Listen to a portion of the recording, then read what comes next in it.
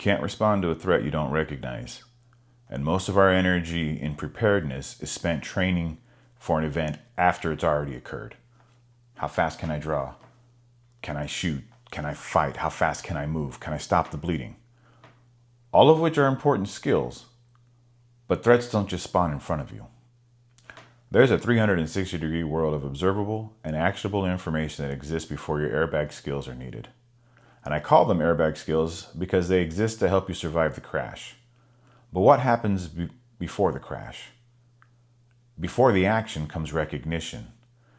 And if you've never considered a particular type of problem, you may spend considerable time just trying to recognize and understand what's happening.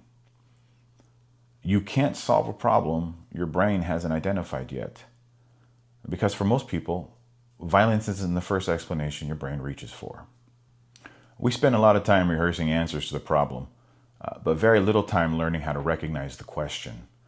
What would I do if somebody attacked me? Okay.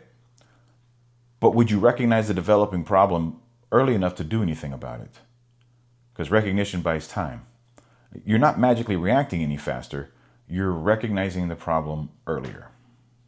And we've all seen this happen, and we've probably all experienced some version of it. Imagine you're walking in a strip mall towards a store, and the storefront window in front of you suddenly shatters.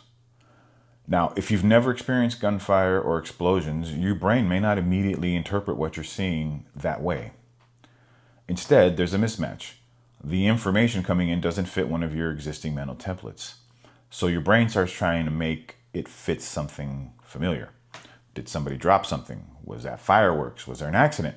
Your brain is trying to make unfamiliar information fit into familiar explanations. And this is where normalcy bias can begin to matter. It's also why when you watch a video of a critical incident, people always ask, why are people standing there? Why aren't they moving? Why aren't they running? Well, because before they can solve the problem, their brains are still trying to identify the problem.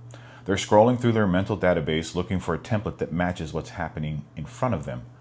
And if nothing fits, recognition takes time. This isn't about predicting every terrible thing that's going to happen in your life.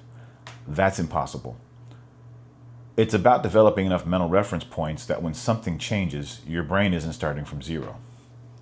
You train, you read, you study incidents, you think through problems, you observe human behavior, you pay attention to the world around you.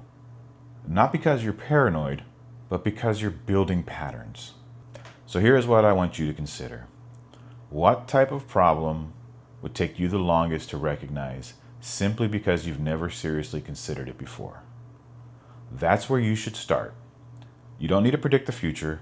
You just need enough mental reference points to recognize when the world is changing in front of you.